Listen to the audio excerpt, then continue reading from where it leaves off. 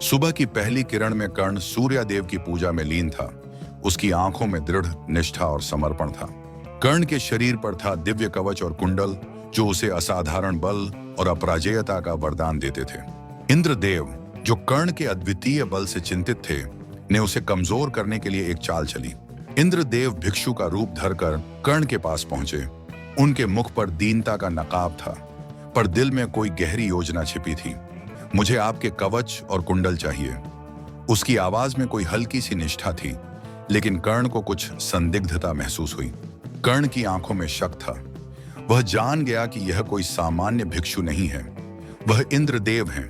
कर्ण ने इंद्र से कहा, मैं जानता हूं आप कौन हैं। सूर्यदेव ने मुझे आपके बारे में सचेत किया था।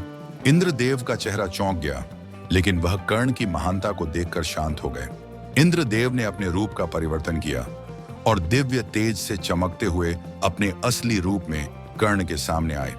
कर्ण ने बिना किसी संकोच के अपना कवच और कुंडल काटकर इंद्रदेव को दे दिए। खून बहता हुआ, लेकिन उनका वचन निभाते हुए। इंद्रदेव कर्ण की महानता को देखकर अत्यधिक प्रभावित हुए और उन्होंने कर्ण को एक वरदान देने का निर्णय लिया।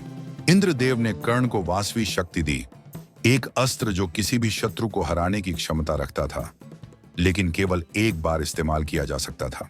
कर्ण ने बिना किसी लालच के वरदान स्वीकार किया और कहा, यह अस्त्र मेरे लिए है, जिसे मैं सही समय पर प्रयोग करूंगा।